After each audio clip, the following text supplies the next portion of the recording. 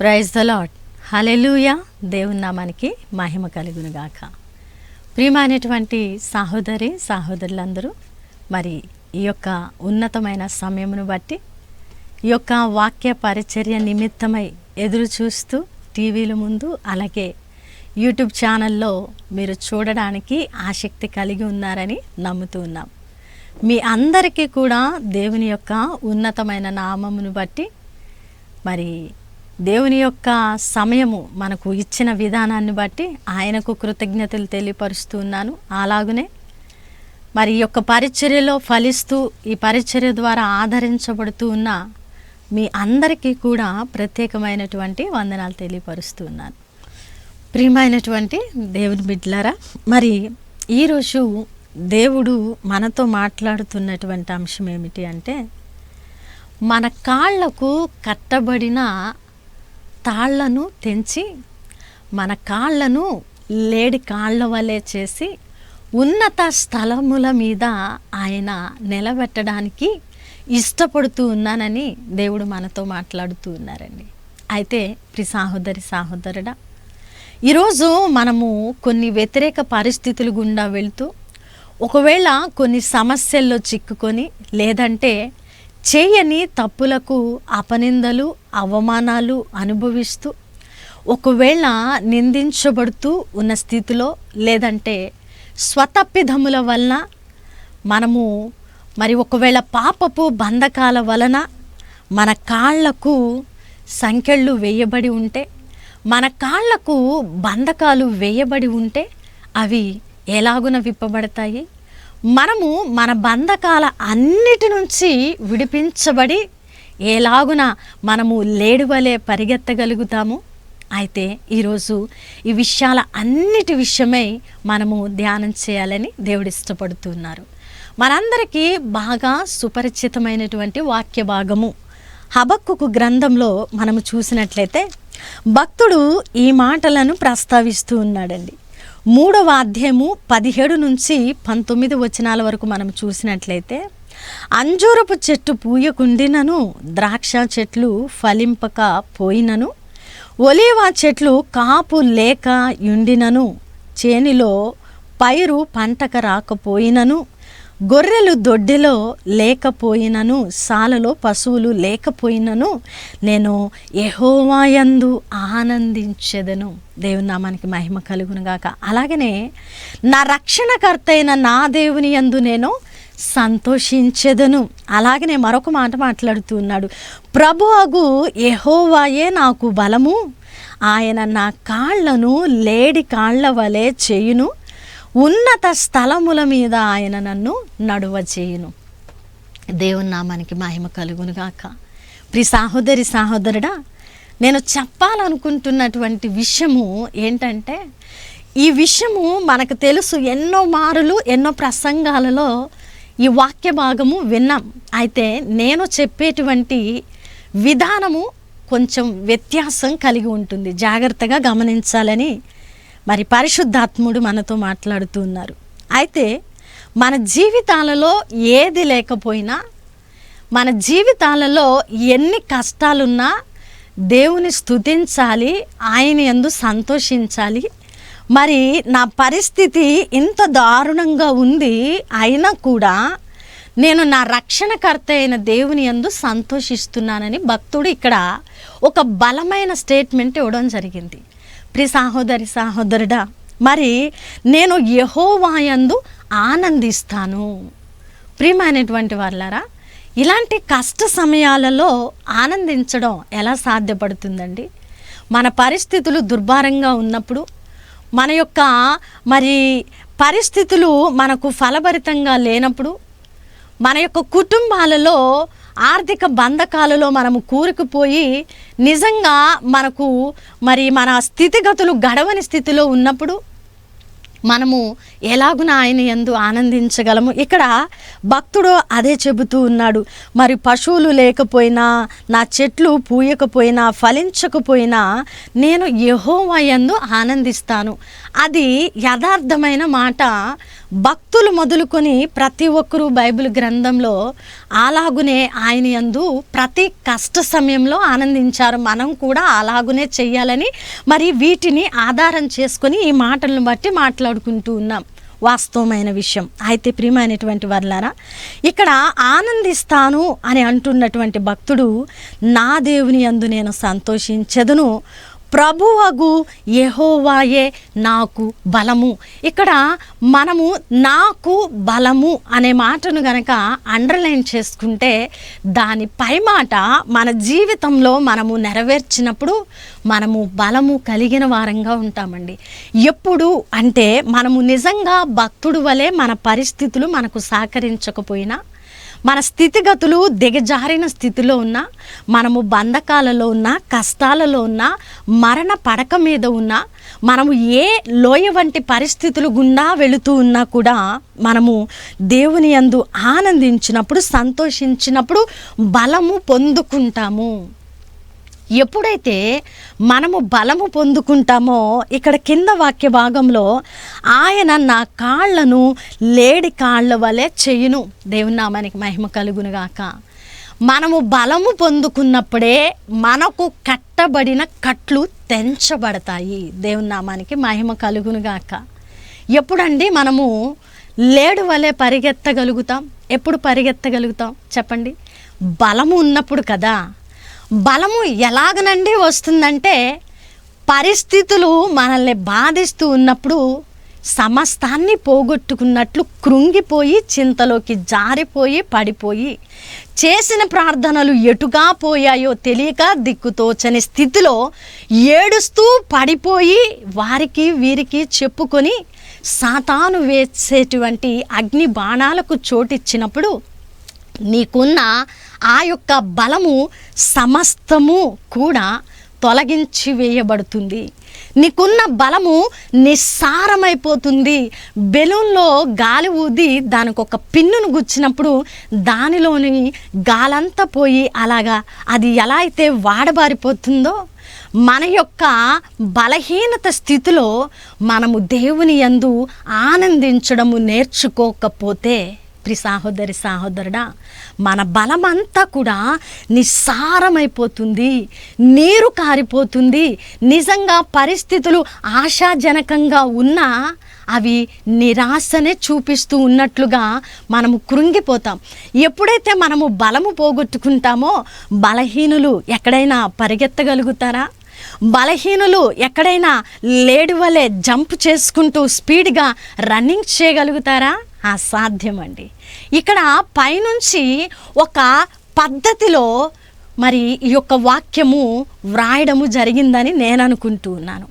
పరిస్థితులు ఎలాగూ ఉన్నా, దొడ్లో మరి గొర్రెలు లేకపోయినా, పశువులు లేకపోయినా, చెట్లు ఫలించినా ఫలించకపోయినా, నాకు ఇది లేకపోయినా అది లేకపోయినా అని మాట్లాడుతున్న భక్తుడు ఏది ఏమైనా నేను నా దేవుని యందు ఆనందిస్తాను, సంతోషిస్తాను అని చెప్పి ఆయనే నాకు బలము అంటూ ఉన్నాడండి. ఎప్పుడైతే ఈ మర్మము మనము గ్రహించవలసిన వారమే ఉన్నామండి. ఎప్పుడైతే మన పరిస్థితులు నిరాశలతో ఉంటాయో, ఎప్పుడైతే మన పరిస్థితులకు మార్గాలు కనిపించవో, ఎప్పుడైతే మన పరిస్థితులు మనల్ని పెళ్ళగిస్తూ ఉంటాయో అప్పుడు విశ్వాసం ఉంచాలి. అప్పుడండి మనము దేవునిలో సంతోషించాలి. ప్రభువా, నీకు తెలియకుండా నా జీవితంలోకి ఏది రాదు కదా, అలాగనే నీకు తెలియకుండా నా జీవితంలో నుంచి ఏది పోదు కదా అని నీ సమస్యలను బట్టి కృంగిపోయి చింతలోకి జారిపోయి పడిపోక నువ్వెప్పుడైతే ఆనందిస్తావో నీకేమొస్తుందట? బలం వస్తుందండి. ఆయనే మన బలము కదా. నువ్వు మొదటిగా ఆనందించడము నేర్చుకోవాలి. నీ పరిస్థితులను బట్టి కాదండి. మనకు అన్నీ బాగున్నప్పుడు ఆనందించడము పెద్ద మ్యాటర్ ఏం కాదండి, పెద్ద విషయం ఏం కాదండి. అది లోకస్తులు కూడా చేయగలరు, చేస్తూ ఉన్నారు. కానీ వాళ్ళకి మనకి కొద్దిగా వ్యత్యాసం ఉండాలి కదా. మరి మన బలము, మన కొండ, మన కోట, మన ఆశ్రయదుర్గము మన దేవుడై ఉన్నప్పుడు మనము కూడా లోకస్తుల వలె అన్నీ బాగున్నప్పుడు, సమృద్ధిగా ఉన్నప్పుడు, పరిస్థితులు చక్కగా ఉన్నప్పుడు దేవుడు నా పట్ల ఇన్ని కార్యాలు చేశారు, అన్ని కార్యాలు చేశారని మరి డబ్బాలు కొట్టడం కాదు, కానీ సాక్ష్యాలు చెప్పడము కాదు, కానీ పరిస్థితులు బాగా లేనప్పుడే దేవుని స్తుతించడము, ఆయనలో సంతోషించడము నేర్చుకోవాలండి. ఎప్పుడైతే నేర్చుకుంటావో ఆ సంతోషము నీకు బలాన్ని ఖచ్చితంగా ఇస్తుంది. యథార్థమైన మాట. ఆ బలము పొందుకున్న నువ్వేం చేస్తావంటే, నువ్వు ఎక్కడైతే కట్టబడ్డావో, ఏ పరిస్థితుల్లో, ఏ బంధకాలలో అయితే నీ కాళ్ళు కట్టివేయబడ్డాయో ఆ బంధకాలన్నీ కూడా ఏం చేయబడతాయి? తెంపివేయబడతాయి. ఎలాగో తెంపివేయబడతాయండి. నీకు బలం వస్తుంది కదా. నీకు బలం వచ్చినప్పుడు ఆ బలమునంతటిని కూడగట్టుకొని నిన్ను కృంగదీస్తున్న ప్రతి బంధకాన్ని ఛేదించవచ్చు. దేవుని నామానికి మహిమ కలుగునుగాక. మరి యెహోవాయే నాకు బలము. ఎప్పుడైతే ఆయన బలము మనలోకి వచ్చి మన బంధకాలు తెంచివేయబడతాయో మనము లేడి వలె బహు వేగముగా పరిగెత్తగలము. దేవుని నామానికి మహిమ కలుగునుగాక.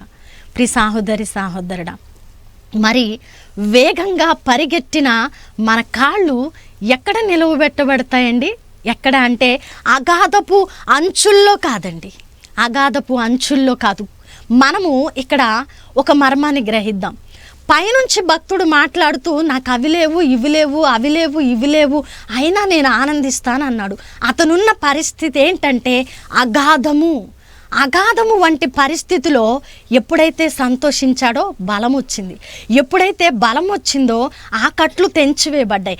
ఎప్పుడైతే ఆ కట్లు తెంచివేయబడ్డాయో అతను లేడి వలె పరిగెట్టగలుగుతాననే నమ్మకాన్ని చూపించాడు. మరి లేడి అంత స్పీడ్గా పరిగెట్టగలిగే అంత సామర్థ్యము కలిగినప్పుడు అది మరలా అగాధంలోకి జారిపోతుందా? మరలా లోయపు అంచుల్లో పడిపోతుందా? లేదండి.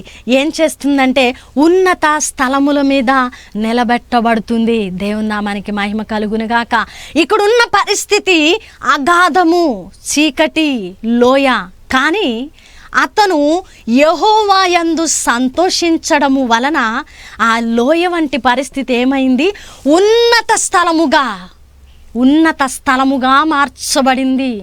దేవుని నామానికి మహిమ కలుగునుగాక. నేను చెబుతున్న ఈ మాటలు నేను ఎక్కడా కూడా నేర్చుకోలేదు. నేను ప్రసంగానికి నిలబడినప్పుడు పరిశుద్ధాత్మ అగ్ని చేత బలముగా చెప్పబడుతున్నటువంటి మర్మాలు, మాటలు. కాబట్టి ప్రియ సహోదరి, సహోదరుడా, మరి దేవుని వాక్యాన్ని జాగ్రత్తగా విని గ్రహించవలసిన వారమై ఉన్నాం. మరి ఇక్కడ మనం చూసినట్లయితే లేడి కాళ్ళ వలె చేయును, ఉన్నత స్థలముల మీద ఆయన నన్ను నడువజేయును. మనమండి ఈ వాగ్దానం చూస్తాం. ఇక్కడ పైనుంచి 17 నుంచి 18, 19 వచనాలలో ఉన్న ప్రతి విషయము కూడా ఆజ్ఞే. కానీ చివరికి వచ్చేసరికి ఉన్నది ఏంటంటే వాగ్దానము. ఉన్నత స్థలముల మీద ఆయన నన్ను నడువజేయును. ఇది వాగ్దానం అండి. అయితే మనం ఏం చేస్తామంటే టుడే ప్రామిస్, డైలీ వాగ్దానము యూట్యూబ్ ఆన్ చేస్తాం. మనకి కింద వాగ్దానం మాత్రం కనబడుతుంది. మనం దేనికోసమో ప్రయాసపడి ప్రార్థిస్తాం అనుకోండి. ఏ కష్టమో, ఇరుకో, ఇబ్బందో, అవసరమో వచ్చి ప్రార్థిస్తాం. అది రాగానే ఆ వర్డ్ కనిపించగానే వాహ్వా, ఉన్నత స్థలముల మీద ఆయన నన్ను నడవజేయబోతా ఉన్నాడు అని సంతోషించి గంతులు వేసేస్తూ ఉంటాం. అయితే వాగ్దానం మంచిదే, నాకే అనుకోవటం కూడా చాలా మంచిదండి. వాగ్దానము నాకే అనుకున్నప్పుడు బలంగా ప్రార్థించగలిగిన వారంగా ఉంటాం. అయితే వీటన్నిటికంటే ముఖ్యంగా మనము పాటించవలసిన నియమాలు ఉన్నాయి కదా. దీనికంటే ముందుగా వాక్య భాగంలో చెప్పబడిన ఆజ్ఞలు ప్రస్ఫుటము చేయబడి ఉన్నాయి కదా, వీటిని పరిశీలించాలి. నువ్వు 17వ వచనం నుంచి 18వ వచనం వరకు ఉన్న ప్రతి ఆజ్ఞను ఎప్పుడైతే నెరవేరుస్తావో, ఎప్పుడైతే ఫుల్ఫిల్ చేస్తావో, ఎప్పుడైతే వాటిని హత్తుకొని ఉంటావో, ఎప్పుడైతే నీ లోయ వంటి పరిస్థితుల్లో కూడా నిజంగా కృతజ్ఞత కలిగి ఆయనను స్తుతిస్తావో, ఆరాధిస్తావో, ఖచ్చితంగా 100% అండి దేవుని వాక్యము పొల్లు కూడా తప్పిపోదు. అది మనందరికీ తెలిసిన విషయం. నువ్వు ఖచ్చితంగా బలమును కూడగట్టుకుంటావు, అది ఏ పరిస్థితి అయినా కానివ్వండి. ఎప్పుడైతే బలం పొందుకుంటావో నీ కట్లన్నీ కూడా తెంచివేయబడతాయి. లేడి కాళ్ళ వలె నీ కాళ్ళు భలే పరిగెడతాయండి. ఎక్కడికో తెలుసా? ఉన్నత స్థలముల మీదకి. నువ్వు ఉన్నతంగా ఆలోచన చేస్తావు.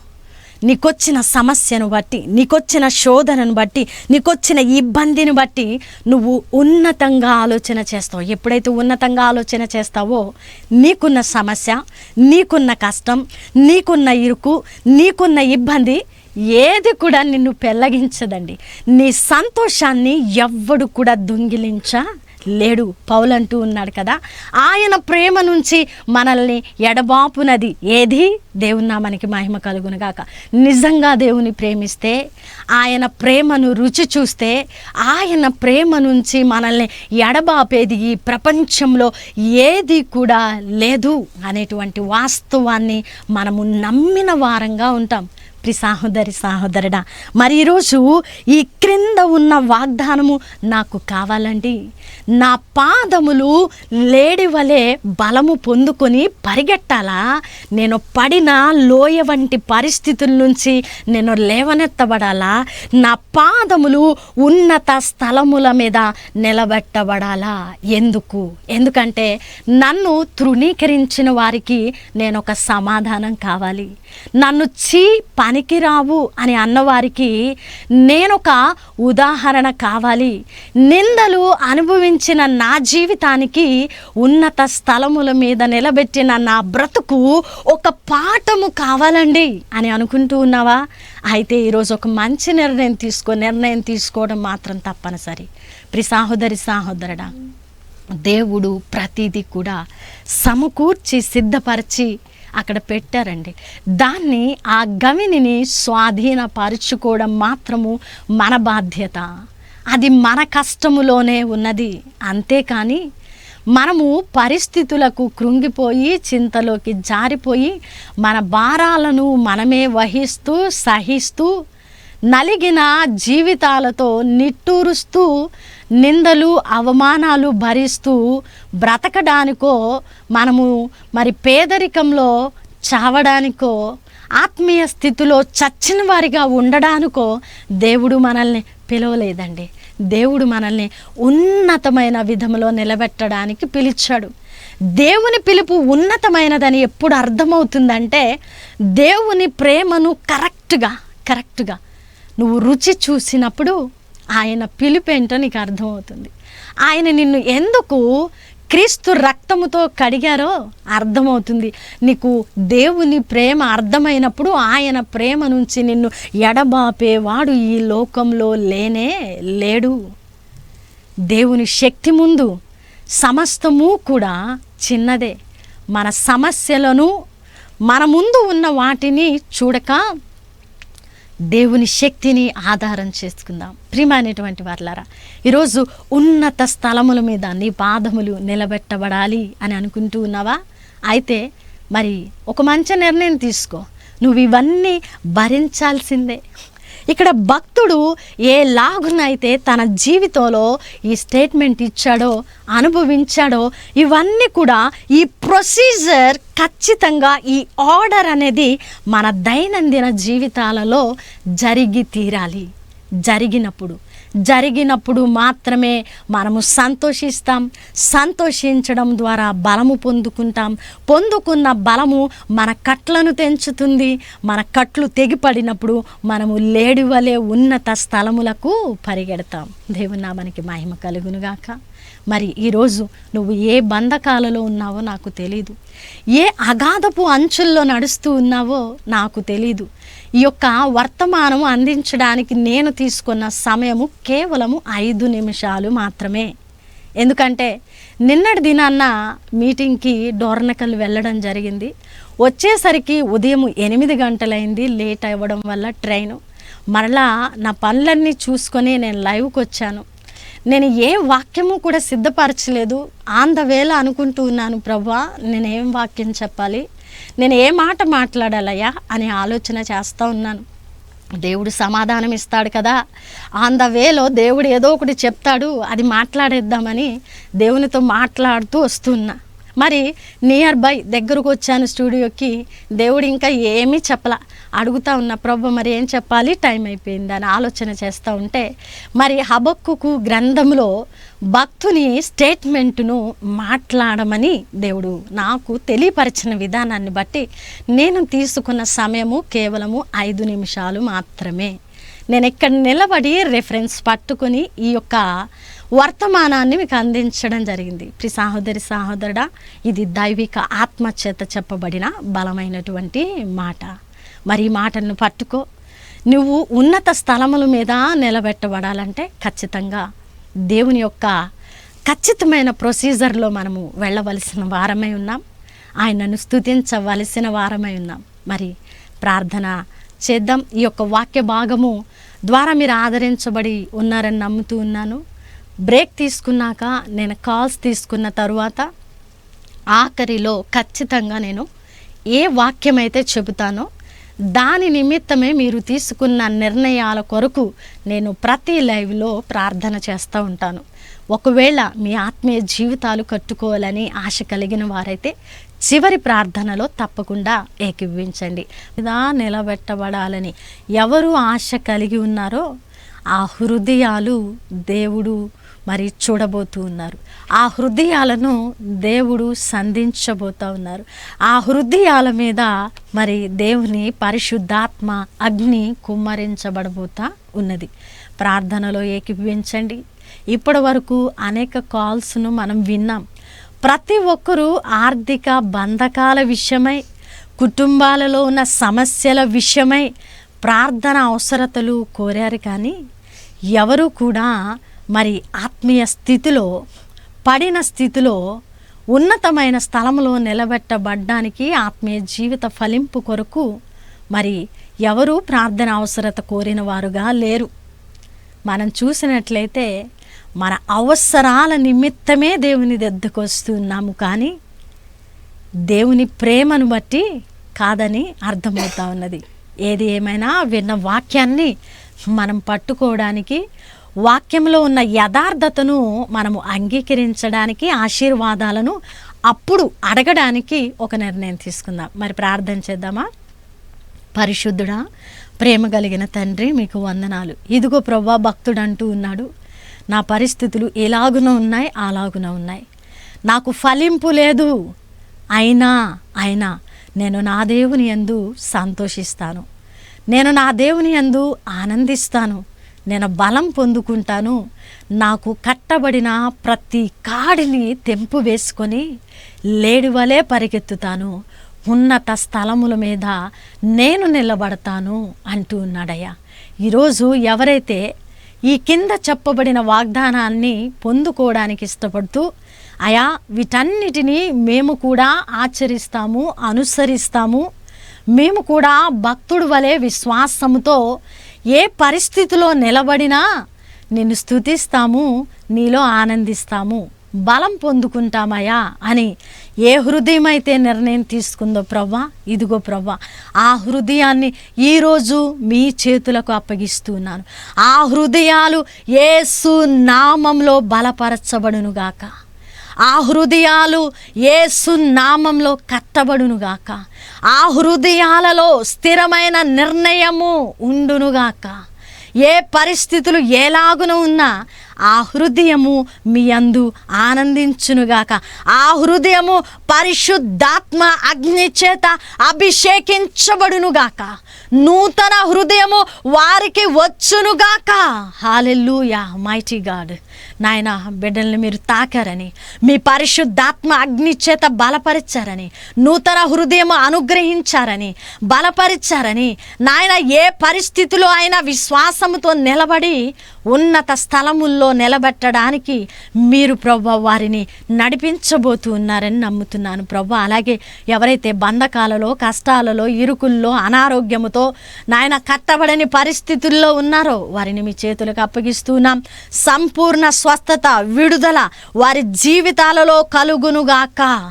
ఆమేన్, హల్లెలూయా. ప్రభువా ఆది నుంచి అంతం వరకు తోడేయండి, నడిపించిన మీ మహాకృపను బట్టి మీ కృతజ్ఞతలు తెలియపరుస్తూ తండ్రి, మీరే ఆది నుంచి అంతం వరకు ఉండి మీరే మహిమ పొందారని నమ్ముతూ ఈ దీనదాసురాల్ని మీ సిలువ చాటును మరుగు చేసుకొని అనేక హృదయాలను మీరు సంధించారని నమ్ముతూ ఈ ప్రార్థన నజరేయుడైన యేసుక్రీస్తు నామమున సమర్పించి అడిగి వేడుకుంటున్నాము తండ్రి. ఆమేన్, ఆమేన్. ప్రియమైనటువంటి వారులారా, మరి ఈ యొక్క అద్భుతమైన అంశం ద్వారా ఆదరించబడ్డారని నమ్ముతూ ఉన్నాను. మరి యొక్క పరిచర్య ద్వారా నిజంగా ఆదరించబడుతున్నారా, కట్టబడుతున్నారా? అయితే ప్రార్థించండి, అలాగనే సహకరించడానికి ముందుకు రండి. ఎంతో భారంతో యథార్థంగా సత్య సువార్తను ప్రకటిస్తూ ముందుకు వెళుతున్నాం. యథార్థవంతమైన పరిచర్యను ప్రోత్సహించాలనే ఆశ కలిగి ఉంటే ఒక్క లైవ్ ప్రోగ్రామ్ అయినా ఇవ్వడానికి ముందుకు రావాలని తెలియపరుస్తున్నాం. మనము ఎన్నో వేల రూపాయలు మన యొక్క సొంత ఖర్చులకు ఉపయోగించుకుంటున్నాం కదా. దేవుని పనిలో పాలిభాగస్తులం అయితే తప్పకుండా దేవుని పనులు నిరాటంకంగా కొనసాగుతాయి. అలాగనే మన జీవితాలు, మన కుటుంబాలు, మన బిడ్డలు ఆ ఫలాన్ని తప్పక అనుభవిస్తారు, ఆశీర్వాదకరంగానూ ఉంటాయి. కాబట్టి ప్రియ సహోదరి, సహోదరుడా, ఒక మంచి నిర్ణయం తీసుకొని ముందుకు రా. ద మిర్రర్ ఆఫ్ క్రైస్ట్ క్రీస్తుకు అద్దంగా పనిచేస్తుందని చెప్పడానికి సంతోషిస్తూ ఉన్నాను. ప్రయాసంతో మరి పరుగు పందెంలో ముందుకు వెళుతున్నాం. సమస్యలు, అడ్డుగోడాలు, ఆటంకాలు వస్తూ ఉన్నా వాటన్నిటినీ దేవుని పాదాల చెంత పెట్టి మునుముందుకు వెళుతూ ఉన్నాం. మరి ఈ పరిచర్య ఇంకా బహుగా విస్తరించడానికి నీ యొక్క మరి సహకారం కూడా అవసరమై ఉన్నది. కాబట్టి మరి ప్రార్థించి ఒక నిర్ణయం తీసుకొని ఒక లైవ్ ప్రోగ్రామ్ అయినా స్పాన్సర్ చేయడానికి ముందుకు రావాలని తెలియపరుస్తున్నాను. మరి దేవుని చిత్తమైతే వచ్చే శుక్రవారము ఇదే సమయానికి మనం మరలా కలుసుకుందాం. దేవుడు మిమ్మల్ని, మీ కుటుంబాలను దీవించునుగాక. God bless you all.